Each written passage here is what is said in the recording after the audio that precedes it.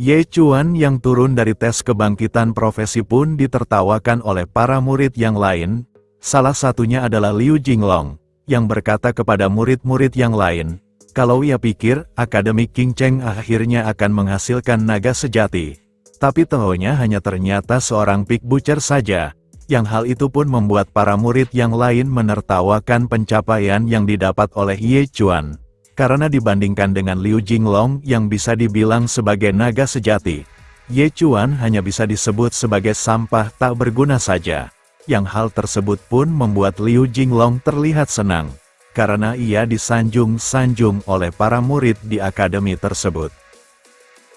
Di sisi Ye Chuan, dia yang dikira bersedih karena terteguk lesu setelah melakukan tes kebangkitan profesi tersebut pun dihibur oleh Su Lingxuan dengan mengatakan, kalau Ye Chuan tidak perlu bersedih dengan apa yang ia peroleh itu, karena kebangkitan profesi Divine Pig Butcher tersebut, didasarkan mengikuti jejak ayahnya yang seorang penjagal babi, dan melihat perhatian yang ditunjukkan oleh Su Lingxuan kepada Ye Chuan di muka umum itu. Para murid yang lain yang melihat itu pun terlihat sangat marah, karena Ye Chuan yang mereka anggap sebagai seorang sampah tak berguna, bisa mendapatkan perhatian lebih dari Su Lingxuan sebagai salah satu primadona dari akademi mereka. Diketahui, Su Lingxuan dan Ye Chuan sudah bertetangga sejak mereka kecil. Orang tua mereka semuanya sudah mempunyai profesi tipe kehidupan dan selalu menjodohkan mereka. Dan tak berselang lama, giliran Su Lingxuan pun telah datang. Dia yang sebelum naik untuk melakukan tes tersebut pun berkata kepada Ye Chuan, kalau dia penasaran apakah dirinya akan mewarisi profesi penjahit dari ibunya, atau profesi pembuat anggur dari ayahnya, tapi tidak peduli profesi apa yang ia dapatkan. Su Lingxuan berkata kalau dia akan selalu berada di sisi Ye Chuan. Pada saat Su Lingxuan meletakkan tangannya ke batu besar itu, sebuah fenomena alam pun muncul kembali, yang hal itu membuat kepala sekolah serta para murid terlihat terkejut. Tak terkecuali dengan Su Lingxuan yang melakukan tes tersebut, karena profesi yang ia dapatkan adalah profesi tipe tempur legendary tier, sebagai Snow Soul Sword Immortal.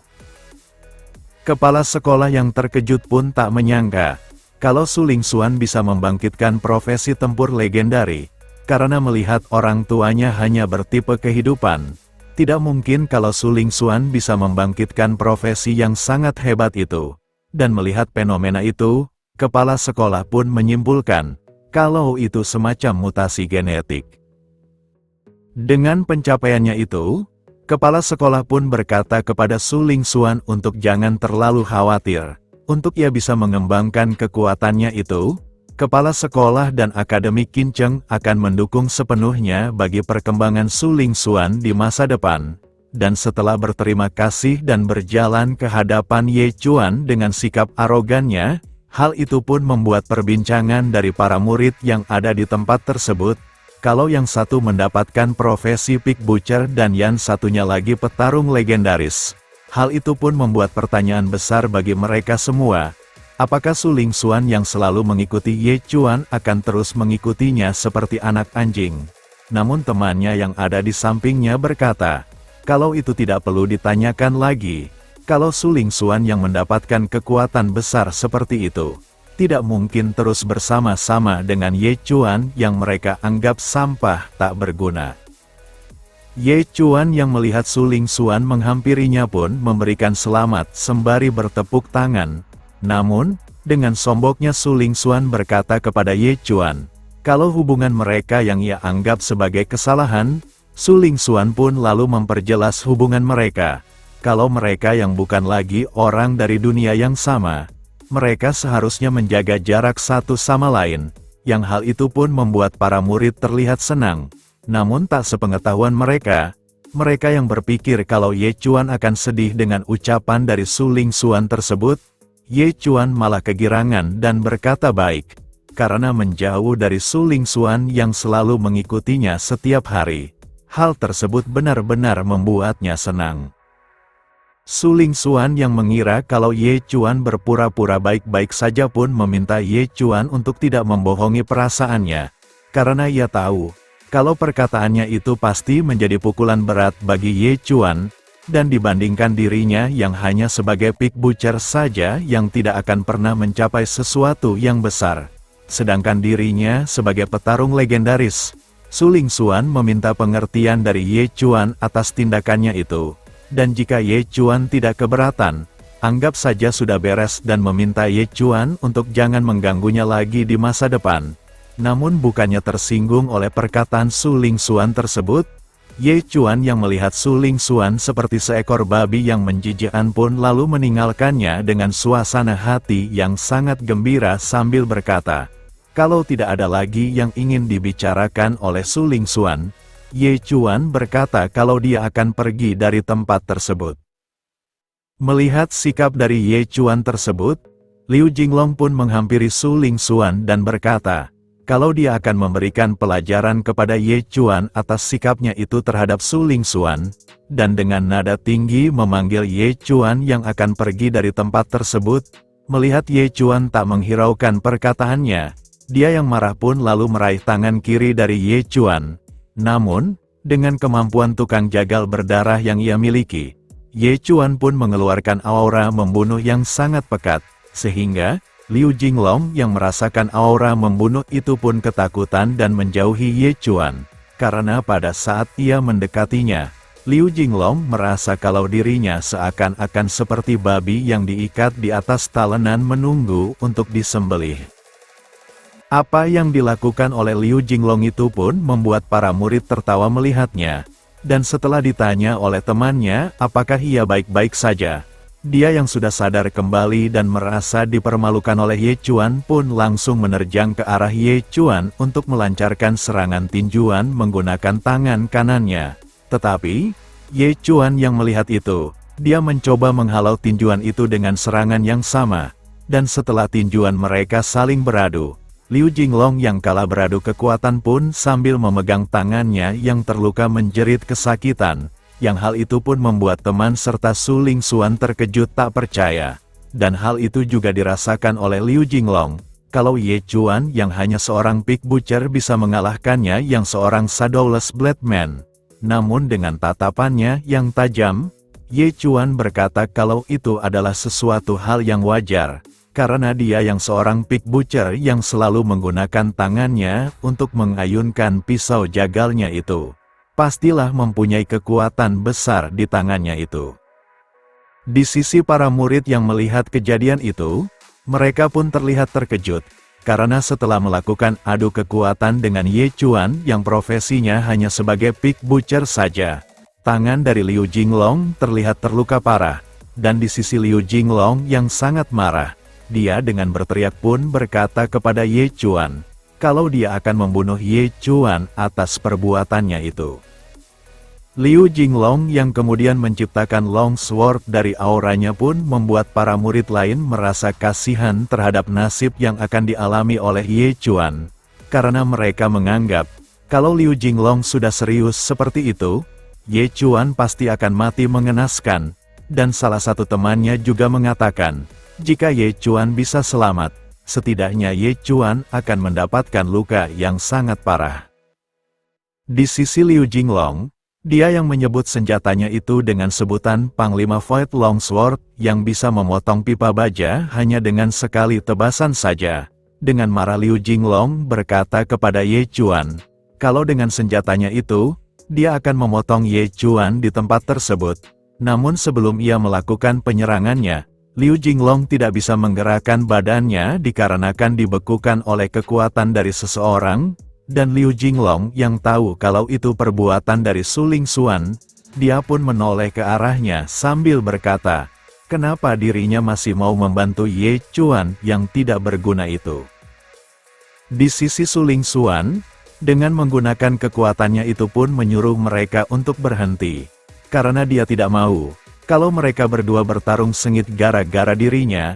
Dan dia yang berjalan ke arah Ye Chuan sambil berkata kalau mereka sudah tidak di dunia yang sama lagi. Dengan pertolongan terakhirnya itu, Su Lingxuan berkata kalau anggaplah itu sebagai salam perpisahan dengan masa lalu. Dan setelah menyuruh Ye Chuan untuk pergi, Su Lingxuan juga mengingatkan sesuatu hal.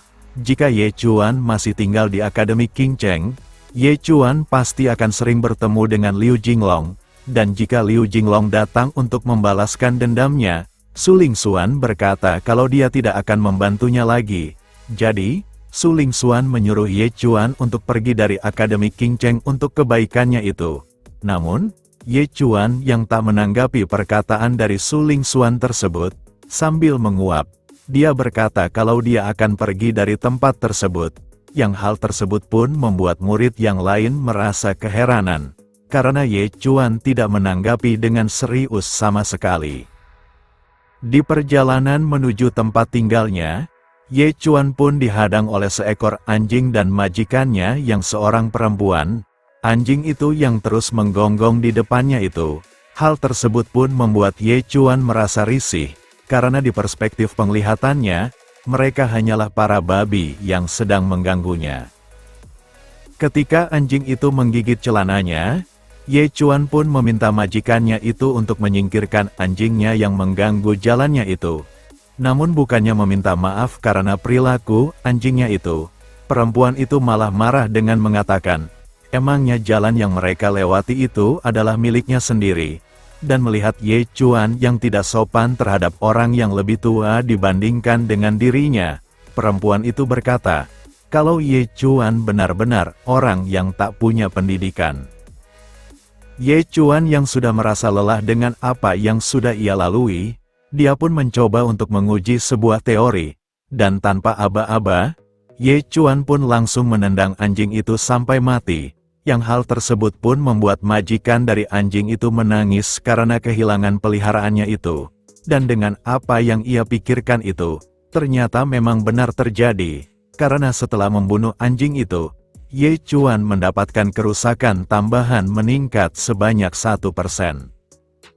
Pada saat perempuan itu akan menyerang Ye Chuan dari belakang karena telah membunuh peliharaannya, Ye Chuan lalu menoleh ke arahnya dan berkata, kalau dia itu adalah seorang psikopat, dan setelah memperlihatkan tes kesehatannya itu dan dilihat oleh perempuan tersebut, dia yang langsung ketakutan pun berkata dalam hatinya, kalau dia telah bertemu dengan orang gila, bukan cuma anjingnya yang dibunuh, kalau ia juga dibunuh, perempuan itu beranggapan kalau tidak akan ada yang membela, dan karena hal tersebut, perempuan itu pun langsung berubah drastis dan kemudian berkata kepada Ye Chuan, kalau apa yang ia lakukan terhadap anjingnya itu tidak berarti sama sekali untuk dirinya, dan kemudian dia pun pamit untuk pergi dari tempat tersebut. Ye Chuan yang sudah sampai rumahnya dan memberitahu orang tuanya tentang apa yang ia peroleh dari tes kebangkitan profesi, mereka pun tidak ada yang merasa kecewa, karena Ye Chuan yang mendapatkan profesi itu karena turunan dari ayahnya itu, ayahnya berkata kepada Ye Chuan, kalau profesi itu lebih baik daripada hidup penuh kekerasan, dan dengan profesinya yang sama dengan dirinya, ayahnya itu pun mengajak Ye Chuan untuk pergi besok ke rumah potong, agar Ye Chuan bisa menjalani hidup sebagai seorang penjagal seperti ayahnya itu. Di malam harinya saat Ye Chuan tidur lelap dengan baju tidur babinya itu, di sisi tempat tidur orang tuanya, terlihat sesosok yang tak dikenal menunjukkan keberadaannya di depan ayahnya yang sedang tertidur, dan ayahnya yang menyadari kehadiran orang tak dikenal itu. Dia berkata kepada sosok misterius itu, kalau dia yang sudah tahu kalau anaknya itu mendapatkan profesi sebagai penjagal babi biasa saja, dia meminta kepada orang misterius itu untuk jangan mengganggu kehidupan keluarga mereka lagi. Orang yang tak dikenal itu berkata, kalau dia tak menyangka, kalau anak dari orang hebat yang mempunyai julukan tangis hantu ternyata cuma hanya penjagal babi saja. Dan pada saat ia bertanya, apakah Ye Chuan benar-benar anak dari Ye Qiuan yang mempunyai julukan tangis hantu yang sudah tersohor di dunia bawah. Ayah Ye Chuan yang akhirnya diketahui dia bernama Ye Qiuan, dia yang tersinggung dengan perkataan orang tak dikenal itu pun langsung bangun dan berkata sambil menunjukkan aura membunuhnya. Kalau dia terus mengganggu keluarga kecilnya itu, Ye Qiuan berkata kalau dia tidak akan diam lagi. Dan orang misterius itu yang melihat Ye Qiuan mulai marah karena ucapannya itu. Sebelum meninggalkannya, Dia berkata kalau jika memang benar anak dari orang hebat sepertinya hanya cuma sebagai penjagal babi saja, organisasi mereka tidak akan mengusik keluarga kecil dari Ye Qiuan lagi. Keesokan harinya, Ye Chuan yang diajak oleh ayahnya ke rumah potong pun lalu mengajaknya ke sebuah ruangan, dan setelah memperlihatkan beberapa pisau jagal babi yang berada di tempat tersebut, ayahnya itu pun meminta Ye Chuan untuk memilih salah satu dari pisau itu yang menurutnya nyaman untuk ia pakai, dan Ye Chuan yang memilih salah satu dari pisau tersebut. Pada saat ia memegang pisau itu, pemberitahuan sistem pun muncul yang menyampaikan, kalau pisau babi yang telah Ye Chuan pilih, secara otomatis kemampuan dari God Slaying Edge telah aktif, dan dengan kemampuan itu, setiap Ye Chuan membunuh babi dengan pisau tersebut, dirinya akan mendapatkan 0,1 poin atribut gratis. Dan di sisi ayahnya yang melihat anaknya sudah memegang pisau yang telah ia pilih, dia pun lalu menjelaskan, kalau sebagai penjagal babi, langkah pertama adalah belajar cara menggunakan pisau, dan dengan babi yang sudah siap disembelih di depan Ye Chuan, ayahnya pun menyuruh anaknya itu untuk mengarahkan pisaunya ke titik terlemah dari babi tersebut. Karena hanya dengan satu tekanan saja, Ye Chuan pasti bisa membunuh babi yang ada di depannya itu. Next, kita lanjut di part selanjutnya. Terima kasih.